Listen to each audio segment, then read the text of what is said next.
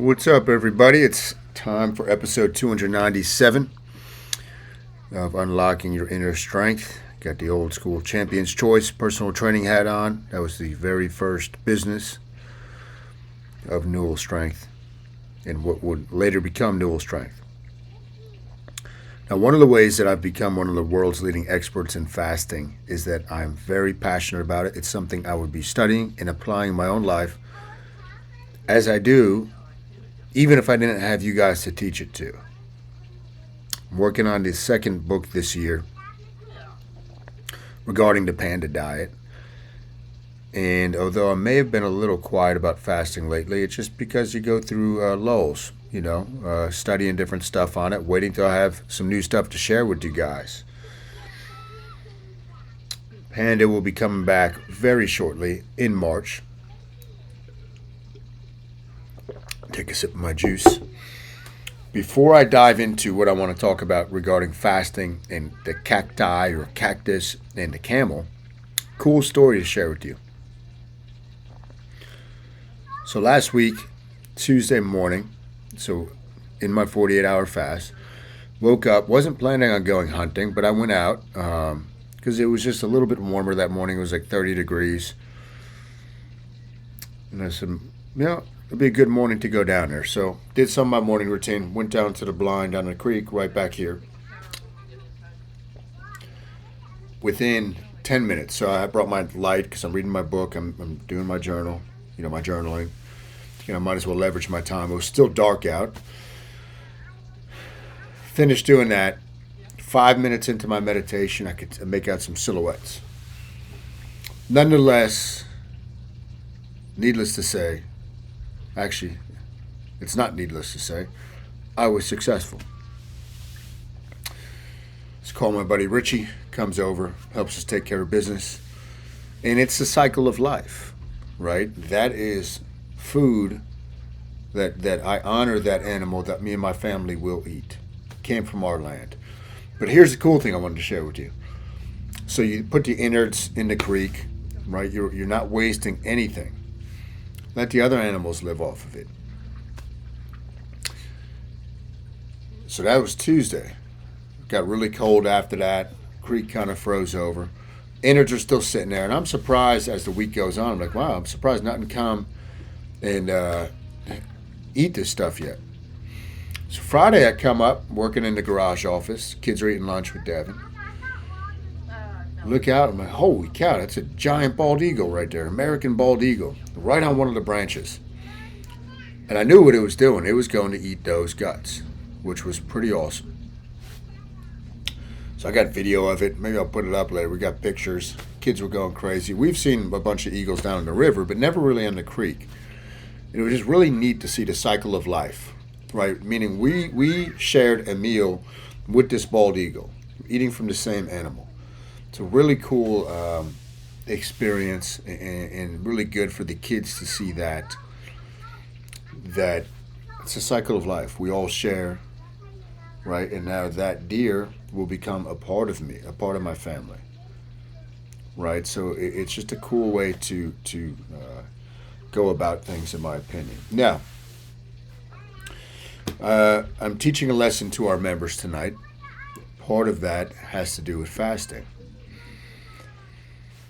I want you to think of something. Fasting is 1,000% the way we are supposed to function. I don't care what anybody says. We are not supposed to be eating multiple times a day. You will not convince me otherwise. But think about a cactus. A cacti in a forest. That's what we have become like. A cacti in a forest. Where there's abundance. There's for the cacti, a lot of water. It's not designed to get all this feeding of water, this hydration all the time. The cactus is meant to be out in the desert. It's supposed to get very sparse and very infrequent feedings for it, right? Feedings, meaning when I'm talking about the hydration. That represents us. We've become, through modern consumerism and really being taught the wrong way to eat with a completely flawed model, especially the North American diet mentality, that we need to constantly consume calories in food. And I believe part of that is intentional to keep people less healthy than they otherwise should be, because when you're healthy, your mind is much sharper. You can live much more of a spiritual life. You become much more of a threat to the powers that be. They don't want free thinkers and free spirits. That's a different road for a different, maybe next week's podcast, because I love talking about that stuff. But we are designed to be like the cacti in the desert, not the cactus that we supplanted and put into the forest where it's just getting water all the time. And for us, think about food. And as well, I put the camel within this title. You all know the what do you call it? The fascination, or the myth of, not the myth, that's the wrong word for it, but the legends of camel, how they can go for literally months without consuming water. Again, put food in that place. It's stored within their fat and within their hump, which is made up largely of fat. But they can go for long periods of time without getting this nutrient. Our bodies are the same way. So I made some notes here. Designed to fast. Most people suffer from food addiction. 1,000%, if you look up the definition of addiction. And I always preface this when I teach the Panda. You have to realize that food is a drug. Food affects and the definition of a drug is something that affects the internal biochemical and hormonal environment of the body. So food does that, checks all the boxes. It's the most frequently consumed drug. If people viewed food as a drug, they would take a different approach to it. Now, some of the things with addiction, when I have people get off of eating so frequently and get to their more natural patterns, and there's a flip side to this in a second, there's a silver lining, I should say, because that's a scary proposition to people. There's a reason I have people start with fasting the way I do, which I'm not going to tell you here, but it builds their confidence, right? People don't want to go through that discomfort.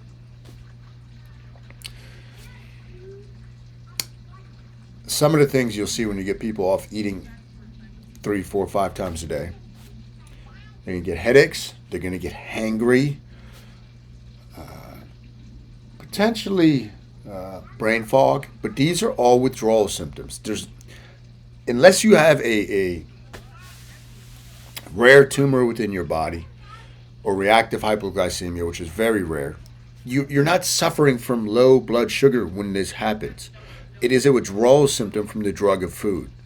And I can almost guarantee you this, if you took a glucometer and fasted for a day and took your blood sugar level when you were feeling like you're crashing and getting low blood sugar.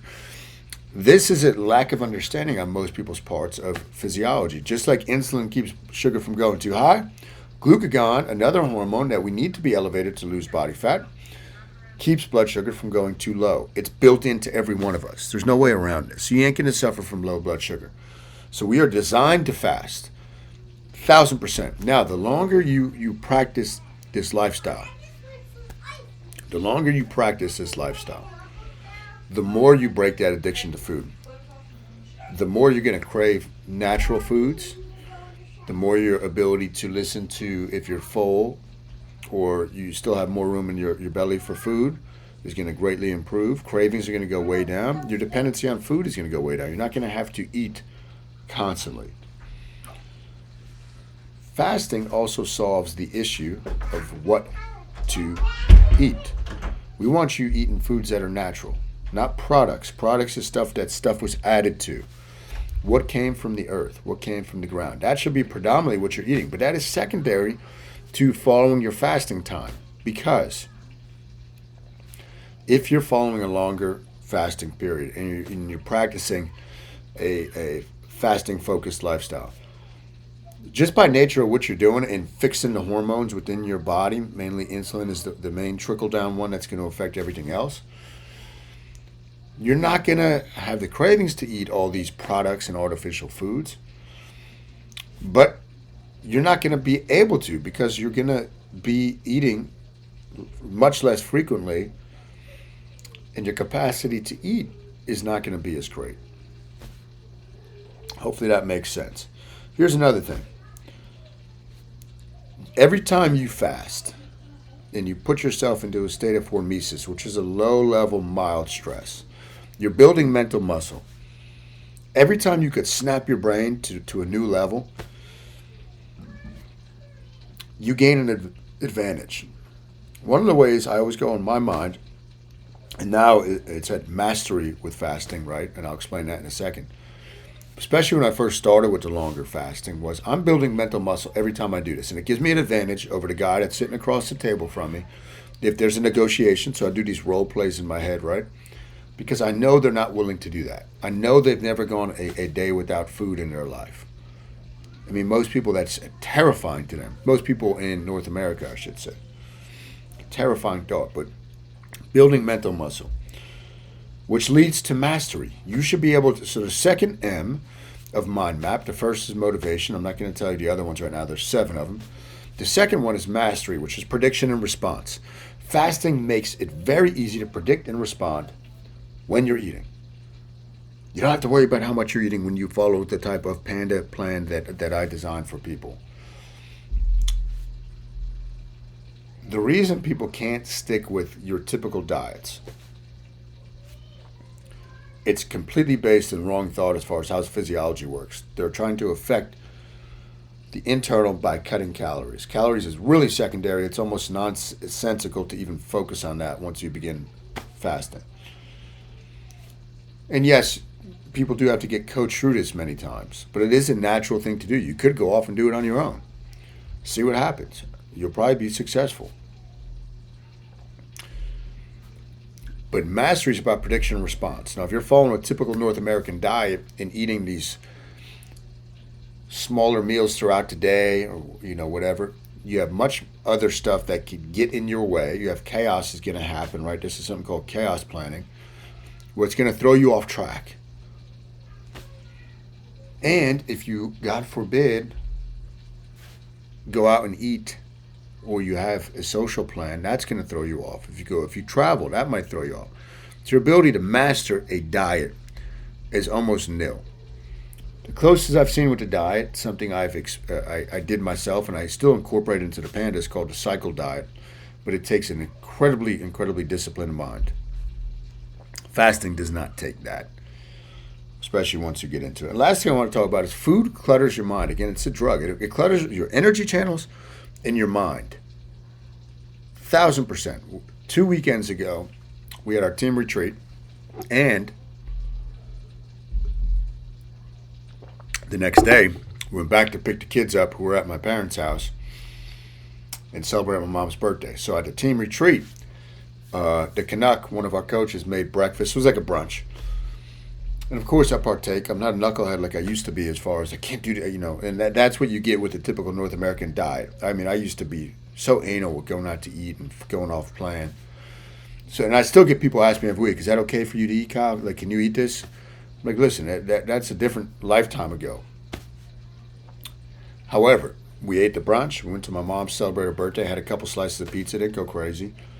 But on the way home from that, I was so tired, I was about to fall asleep. And I slept about 8 hours because we didn't have the kids. There wasn't a lack of sleep. It was just the drug effect of food. But it clutters your mind. You cannot think sharply when you're constantly eating. You cannot. And I challenge anybody, especially the types of foods most people eat, that are combining refined sugars and fats, that which is not found anywhere in nature. A combination of sugars and fats in quantities that are significant. You can't find that in nature. So that right away tells you that should be safe for a cheat meal. Like, I do believe you should be able to indulge in that stuff, and I do every week. But most people, that makes up the majority of their diet, and it really clutters the mind. You can think much sharper when your gut is empty, and your gut is your second brain. Majority of your neurotransmitters are found in your gut. That's why it's called the second brain. When it's constantly getting food coming in, you're going to be cluttered. You're not going to be able to think clearly. You're not going to be sharp. You're not going to be nearly as productive. So that is this episode on the cactus and the camel of fasting. You're more like the cactus and the camel than you think. As a society, we're like the cactus that's been supplanted and placed into the forest where there's plenty of water. The cactus is not designed for that. Just like you are not designed to eat many times a day. Not at all. Don't care what anybody says. That's not a natural thing, and I will debate anybody on that.